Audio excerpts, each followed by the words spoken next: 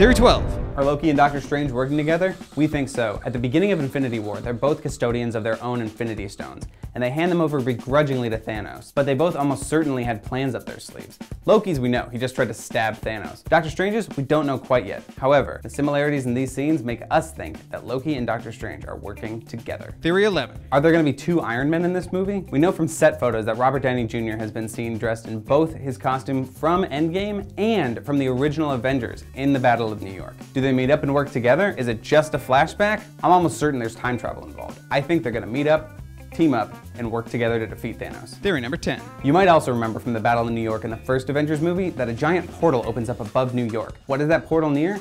Thanos. Thanos is in space, watching the Battle in New York happen, watching his army go and raise hell. Iron Man comes up through the portal. Is it possible the Avengers could go back in time, also travel through that very same portal towards a Thanos who has no Infinity Stones and is super vulnerable, and kill him that way, thus preventing the events from Infinity War from ever happening, so Peter never died and he can go on vacation? Theory number 9. We know from the trailer that Scott Lang is in this movie, and he presents himself right before the Avengers like this.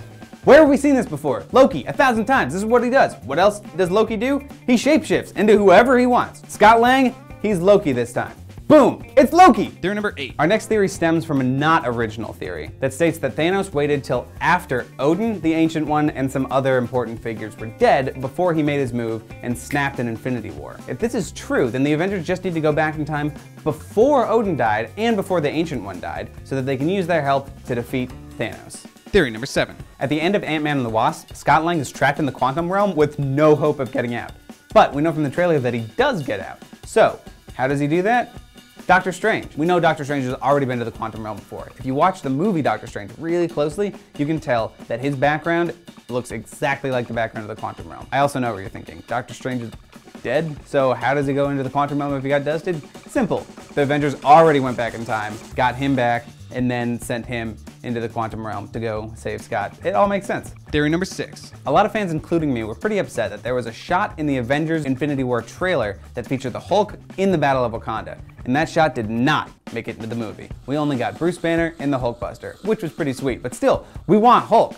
So, my theory is that that shot was not actually wasted, but instead is from Avengers Endgame, and they go back in time and have to fight the Battle of Wakanda again, only this time, Hulk is in on the action. Theory number 5. We all saw Vision get dusted at the end of Infinity War, but we also saw Black Panther's little sister, Princess Shuri, downloading his brain? Maybe? I think so. And might she be able to remake him and bring the Vision back into the fight? I say absolutely. Theory number 4. If you were paying attention to the Endgame trailer, you saw that Shuri was on the list of missing persons assumed dead, but is she really dead or is she in hiding? Shuri might be the most clever person we've seen in the MCU, so it makes sense that she will be able to stay alive and stay hidden. Theory 3. All of our theories include some form of time travel. However, this one posits that there is no time travel in Endgame at all, that it's just all an illusion created by Barf.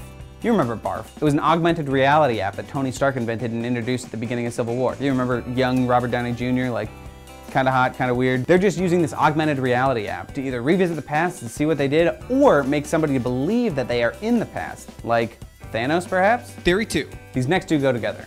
First is that everything in Endgame is an alternate reality. We know that Doctor Strange says that there are 14,605 possible outcomes and only one is the winner. So what if in Infinity War we didn't see the winner, but we saw one of the other 14,604 endings? Endgame is the one that jumps over and shows us the true winning ending. Theory 1. If Infinity War is one of the 14,604 losing possibilities, what if the Avengers that survive the end of Infinity War hop on over to the successful timeline, team up with their counterparts, make it all the way back in time to a checkpoint right before Thanos does anything bad, and then create 14,605 successful timelines? They beat Thanos 14,605 times.